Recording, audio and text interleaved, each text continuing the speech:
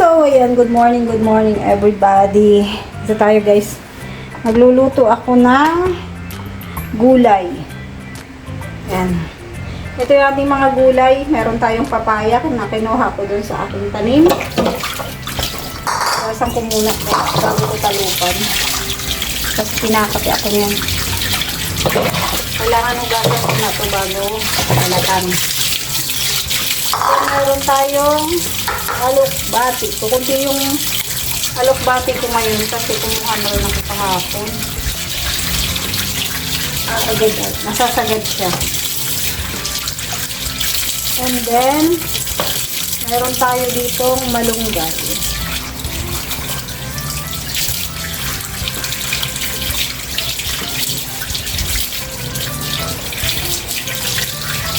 Lulutuin ko to guys, lalagyan ko ng pritong isda. Okay. Meron tayong pritong isda. Wait lang, kukunin ko. Yan, ito yung pritong isda natin. Rinuto ko to kanina. Nilagay ko lang sa, syempre bawang, sibuyas, luya. And meron tayo ditong okra. Nalagay din natin tong okra.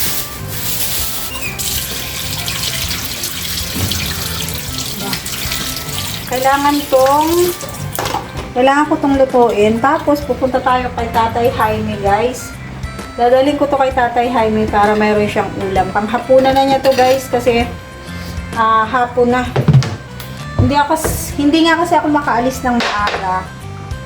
Dahil, pagkaalis ng mga estudyante ko ay, alam niyo na, maraming naiwang gawain. Kaya, kailangan ko munang tapusin ng gawain bahay. Lutuin ko na to. At lagyan natin doon. At least mayroon siyang panghapunan guys. Sabaw. Kasi sabi nga nung anak niya nung pumunta kami doon, si tatay daw laging naghahanap ng may sabaw. So, ano muna natin to. Kailangan kasi lagi siya mayroong gulay. Masustansya itong malunggay at saka alokbati. Then, isda yung halo. Prinito ko na yung prito, tapos saka ko ilalagay dito. Alam niyo yung tawag doon laswa. Laswa sa Bisaya. Dinenggen sa Ilocano. Dito sa bahay, hindi naman masyadong kumakain ng gulay yung mga bata. Ang kumakain lang dito ng gulay yung isa. Mataba. Pero konti-konti lang din. Kaya ang gulay dito, either binabalot ko, ganun, mga, ano ba, ginagawan ko ng paraan para makapag-ulam din sila. Kasi kung hindi magagawa ng paraan, wala, hindi talaga sila makakapag-ulam.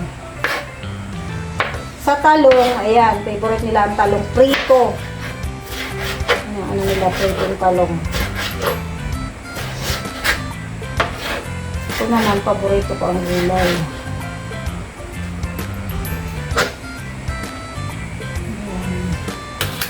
And then, ang alokbati natin. Kailangan natin magtanim ng maraming alokbati, guys. Kasi na, ano ko, sasagad-sagad ko. Araw-araw ko nakukuhaan. Kunti na lang siya. Halong gulay.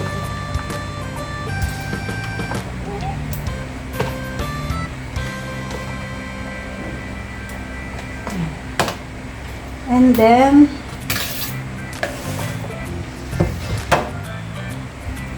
separate muna natin yung dyan. Magbabalat tayo ng papaya. Ako talaga isang wrapping bag. Buti na lang, libre na yung gulay dito guys. Papaya. Sipag mamunga ng papaya ko. Bata pa siya oh. Wala pang buto. Lalaki pa siguro to. Bali, tatlong ano yung namumunga dyan, tatlong puno.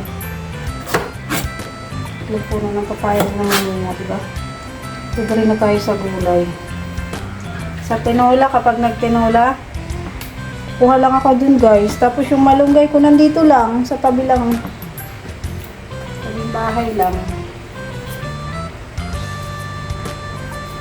Nakakatipid tayo. Wala siyang kalim.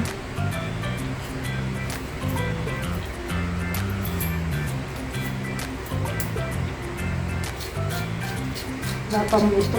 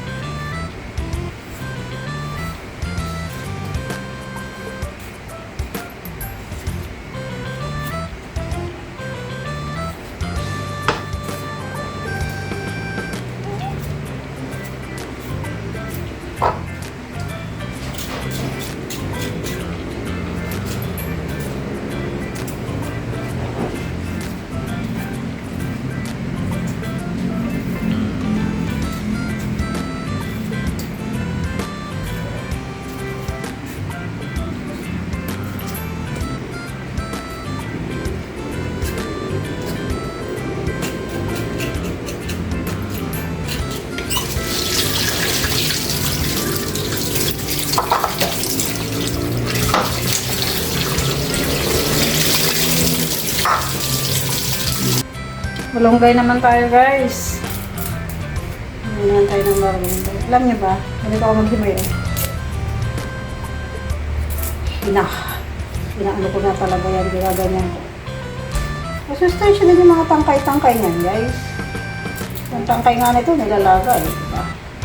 So hindi na natin kailangan isisahin.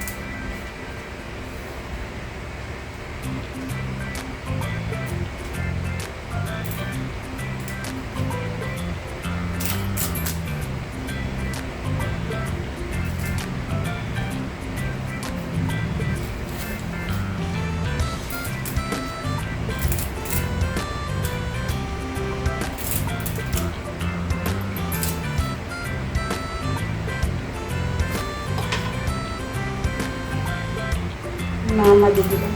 Maliliit yung ano dito. Yung dahon ng aking malunggay, maliliit lang siya.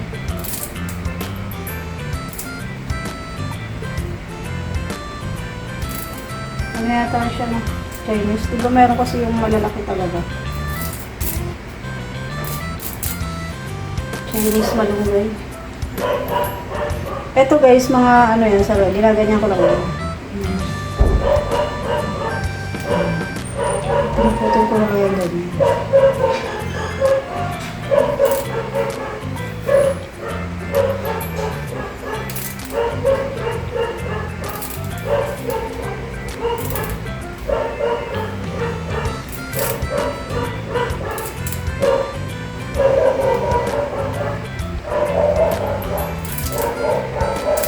Sana wag ulan guys. Para mamaya makapag sunog ng aking mga ginamas. Yung mga ginamas kasi ako doon kahapon.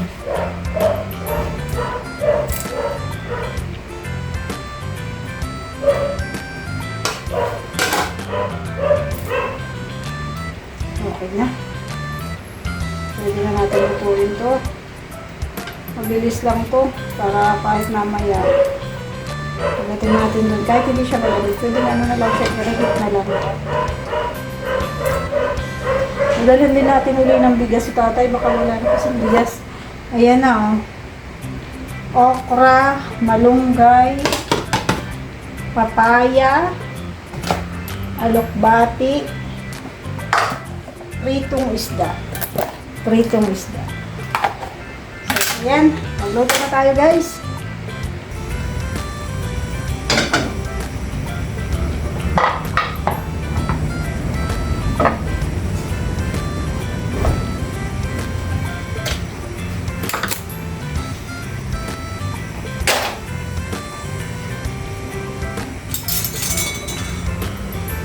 Siyempre, ngayon natin.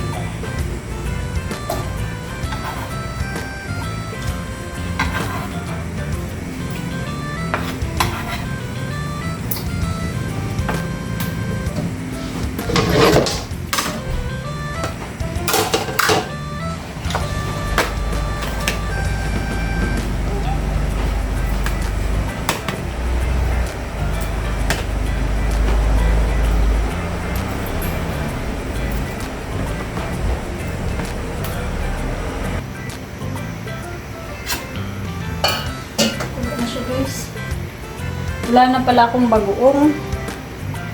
Sarap kasi ito nilalagay ng konting bagoong. Ayan, konting-konti na lang. Okay na.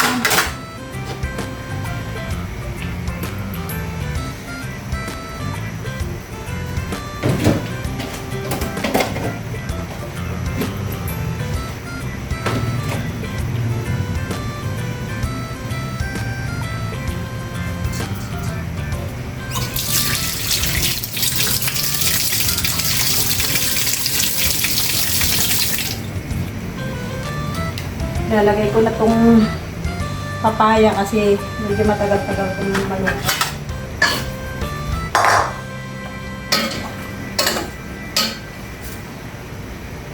Mabalik ko magalit ako.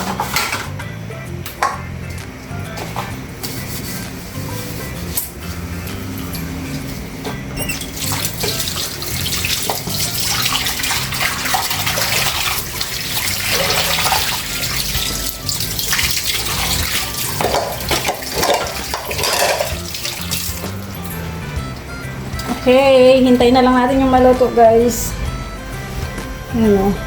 Pakuluin lang natin.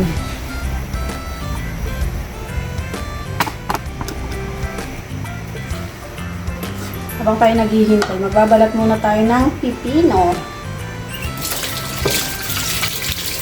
Ayan, pipino.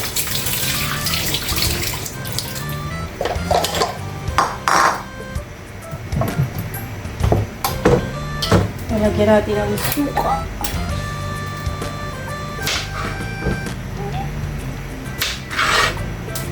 Malambot siya. Hindi na natin tanggalin ang ano. Kunti-kunti lang nabalat ang tanggalin natin. Malambot, guys. Yung binili ko kahapon.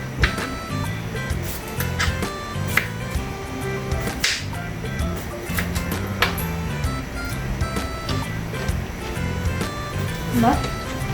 Ano itong? Tamis pa niya.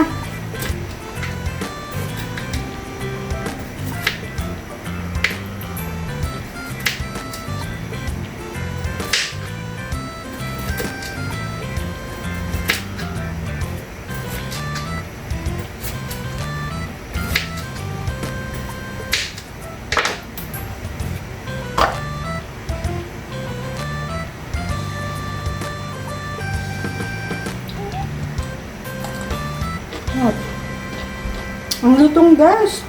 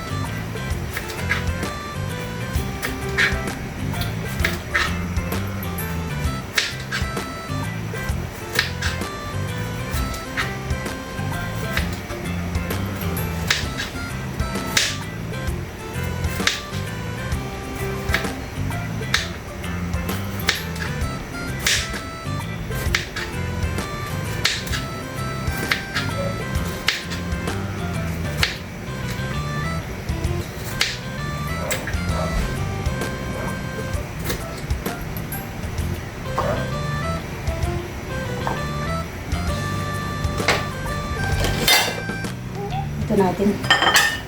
Maliit pag doon. Hindi niya ma-absorb yung suka.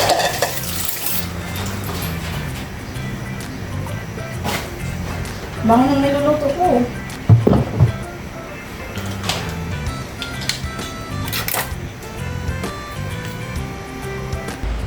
So, ayan guys. Tayo kakain na. Luto na ang ating gulay. Ayan o, sarap. Diba? Init. Sarap ng sabaw nito guys. Sarap. Wala na yung iuulam ko. Tapos, ang aking pipino. Malutong.